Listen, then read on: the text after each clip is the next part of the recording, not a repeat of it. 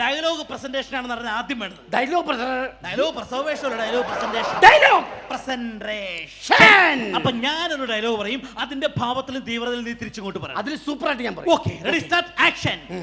നേരാ തിരുമേനി ഈ പച്ചമ്പള്ളിക്കൂടത്തിൽ പോയിട്ടില്ല. ഹോ കണ്ടേ പറയില്ല കേട്ടാ.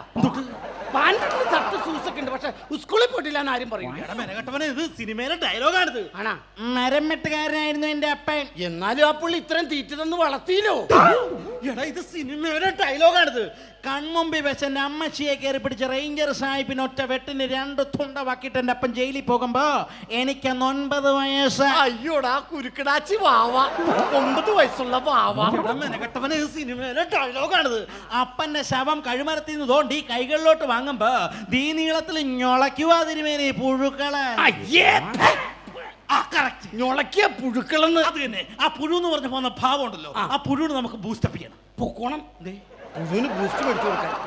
ഇവിടെ ചായ കുടിക്കാൻ പൈസ ഇല്ല. അപ്പഴാ പുഴുവിന്. എടാ പുഴുവിന് ബൂസ്റ്റ് മേടിച്ചു കൊടുക്കുന്ന കേസല്ല, പുഴുവിന് നമുക്ക് എടുത്തു പറയണം. പുഴുവിനെ എടുത്തു പറയണം. അത് ഞാൻ. Okay, ready start action. നേരാ തിരുമേനി. അടിപൊളി, സൂപ്പർ.